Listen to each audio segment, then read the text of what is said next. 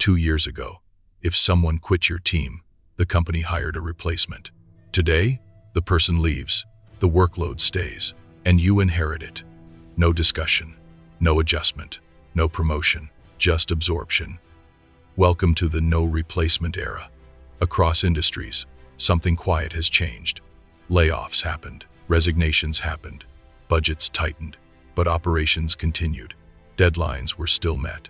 Revenue didn't collapse. Clients were still served. And companies noticed something important.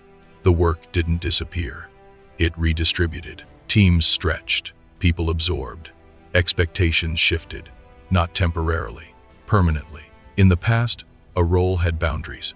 Today, a role is elastic. If someone leaves, the system doesn't immediately refill the gap. It tests the stretch first. And if output survives, the stretch becomes the new normal. This is not emotional. It's structural. Labor is a cost center. If fewer people can produce similar output, the spreadsheet approves. But here's the part nobody says out loud. What was once extra effort slowly becomes baseline expectation. You take over one project, then another, then unofficial supervision, then reporting, then coordination.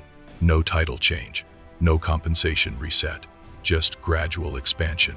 And because it happens incrementally, it doesn't feel like exploitation. It feels like responsibility. Until burnout arrives. The no replacement era isn't about fewer jobs. It's about invisible role inflation. You're not replacing a person. You're absorbing a position. Now here's the deeper shift. The psychological contract has changed. It used to be, you do your defined role well, and the company maintains stability. Now it's, you do your role and adapt to volatility. Layoffs no longer just remove people.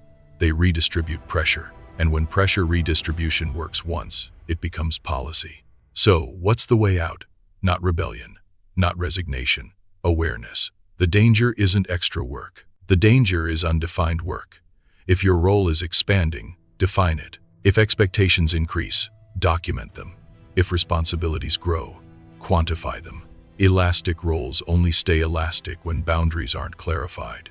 Systems optimize quietly. You must respond consciously. Because here's the truth. If you don't define your role, the system will redefine it for you. And once a stretched role becomes normalized, it rarely shrinks on its own. So the real question isn't, why is there no replacement? The real question is, are you replacing someone else's job without realizing your own just disappeared?